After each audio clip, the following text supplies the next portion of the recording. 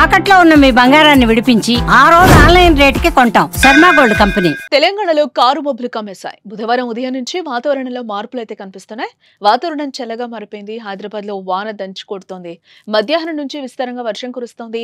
కోటి, MJ market, Chaderghat, Dilsukh Nagar, Kothapet, Malakpet, Champapet, Secunderabad, ఇటు బషీర్బాగ్, జూబ్లీహిల్స్, బంజారాహిల్స్, పంజాగుట్ట, అమీర్పేట్ పరిసర ప్రాంతాల్లో వర్షం పడుతోంది. బోయిన్పల్లి, మారేడుపల్లి, తిరుమలగిరి, అల్వాల్, బేగంపేట్ మొదలైనటువంటి ప్రాంతాల్లో కూడా వర్షం దంచుకొడుతోంది.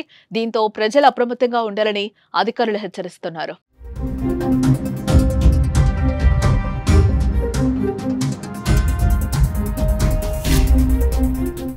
వర్షం కురిసే సమయంలో రోడ్లపై భారీగా ట్రాఫిక్ జామ్ అయ్యే అవకాశం ఉన్న క్రమంలో అత్యవసరమైతే తప్ప బయటకు రావద్దని వాతావరణ శాఖ సూచిస్తోంది. హైదరాబాద్ లోనే కాకుండా వరంగల్, సూర్యాపేట జిల్లాల్లోనూ చిరుజల్లులు పడుతున్నాయి. నర్సంపేట, ఖానాపురం మండలాల్లోనూ వర్షం కురవడంతో కొనుగోలు కేంద్రాల్లోని ధాన్యం తడుస్తోంది.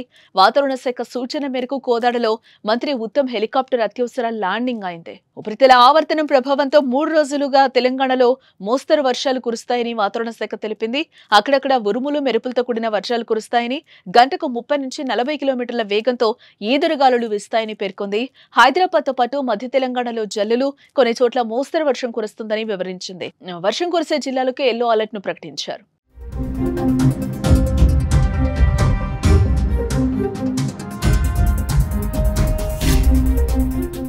హైదరాబాద్ శివారు జిల్లాలైన ఉమ్మడి రంగారెడ్డి, మెదక్, మల్కాజ్గిరి, వికారాబాద్, నల్గొండ జిల్లాల్లో వర్షాలు కురుస్తాయన్నారు.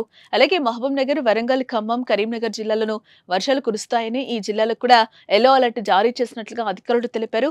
వాతావరణ పరిస్థితుల దృష్ట్యా ప్రజలు అప్రమత్తంగా ఉండాలని, అవసరమైతే తప్ప బయటకు రావద్దని సూచించారు. ఈ ఉపరితల ఆవర్తనం అల్పపీడనంగా మారి మే 22న ఉత్తరాంధ్ర తీరాన్ని చేరుకుని మే 23న ఒడిశాలోని భువనేశ్వర్ వద్ద తీరం దాటుతుందని వాతావరణ శాఖ అంచనా వేస్తోంది.